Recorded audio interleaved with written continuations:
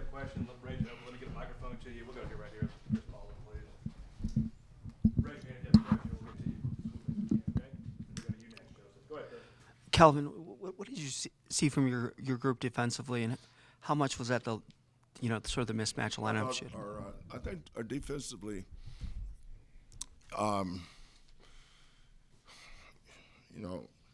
it's not about making adjustments, just doing what the scouting report says to do.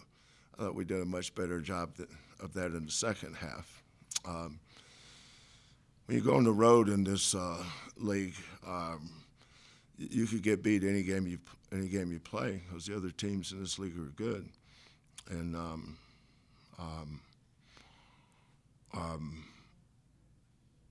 the thing that Tech really did good today. First of all, congratulations to Grant and his team. I thought they played incredibly hard.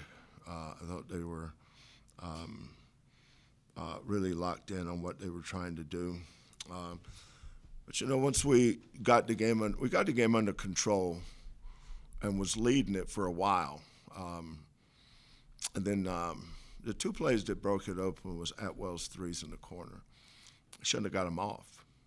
We don't help off corners. There's two freshmen there that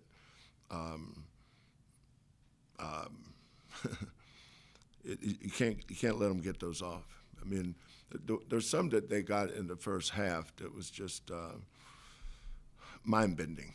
But they're a great shooting team, and when they're hitting, they're gonna hit. What were they from the 3 to second half? They were 2 for 10 from the 3 to second half, because first of all, we changed our personnel a little bit.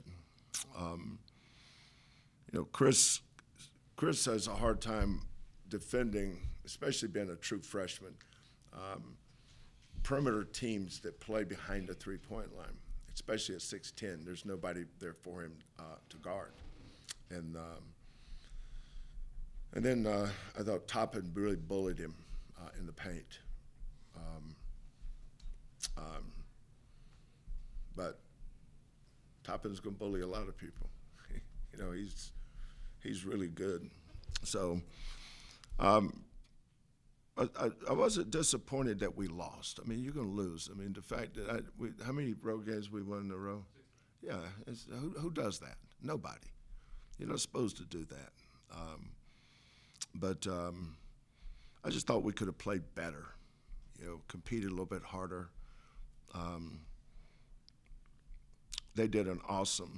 Texas Tech did an awesome job on the offensive boards. They did to us what we've made a living doing to other people. So kudos to Tech. Great win for them. And then we'll go home and regroup, get ready for the next one. Kelvin, from your vantage point there at the bench with about 22 seconds left, Milos takes that. Kingston takes that three from the top of the key and just looks to kind of extend his right leg out, and he gets called for an offensive foul in that situation. Just trying to. You're asking the wrong person, Joseph. I don't think the guys that you should ask the question to are allowed to answer the question. So, what difference does it matter what my opinion is? Then in that case, it's also sort of a foul deal, but not having JoJo and Chris there, long stretches of second half, first half, that changes things. How you do? One foul, Joe got shoved in the back, and he ran into a guy, and they called the foul on him. But, I'm not going to sit here and bitch about the referees when they kicked our ass the way they did on the offensive glass. I can't control those guys, but we can get better at that. So I'm not into that narrative. I don't even care about the whistle right now. I care about getting our guys better at the things that we can get better at. This is for Milos and Emanuel. You guys have played 4 straight hard knock games, close battles in this, and it kind of looks like this is developing into a bit of a rivalry between Houston and Texas Tech. But what is it about your program and this program that has led to these hard scrap games the last couple of years? I just think it's two competitive teams, and I mean, that's all it is. You know, it's nothing more. You know, they're a competitive team. We're a competitive team. I think we just got out-competed today.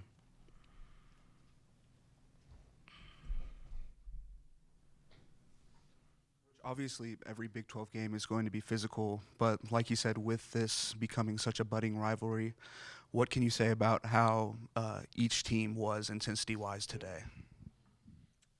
Talking about the two teams today? Yes, sir. Yeah, I mean, you know, Texas Tech could have easily gone to the Final Four last year. You know, they had a game that was very winnable.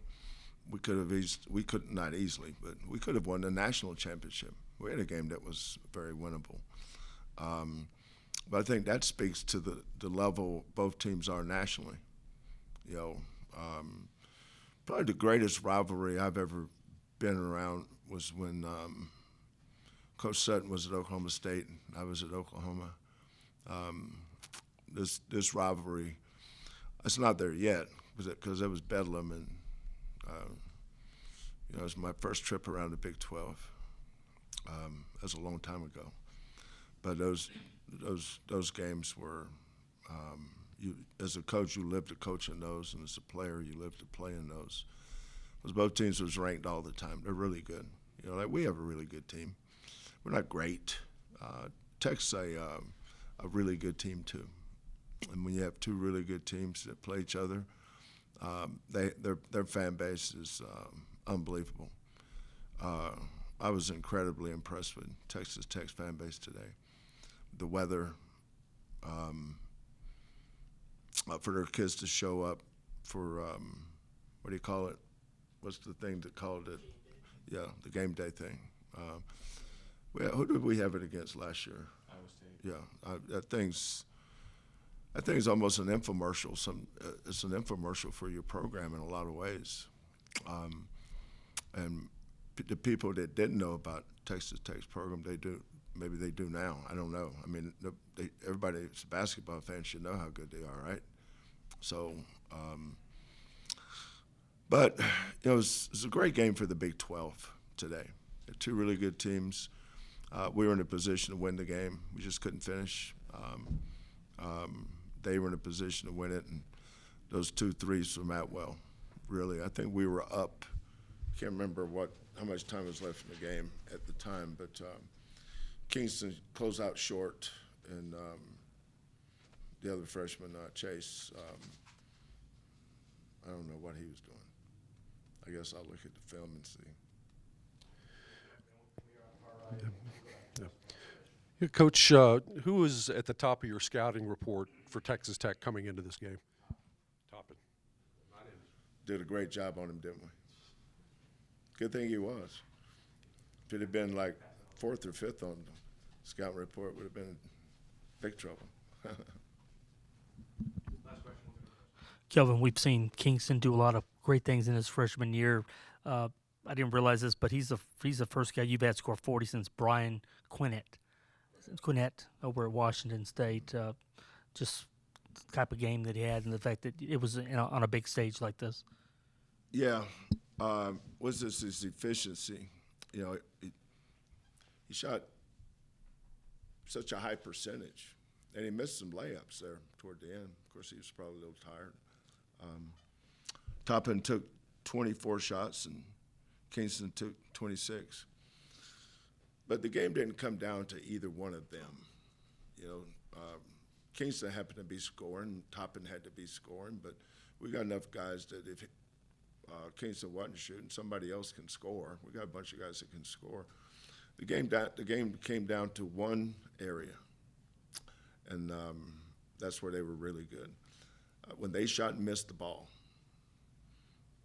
they scored 22 points off their misses, and that's an area that, you know, whatever you think of our program, that's a big reason why we've been so successful. So kudos to Texas Tech. They did a great job in that area today. Us, not so much.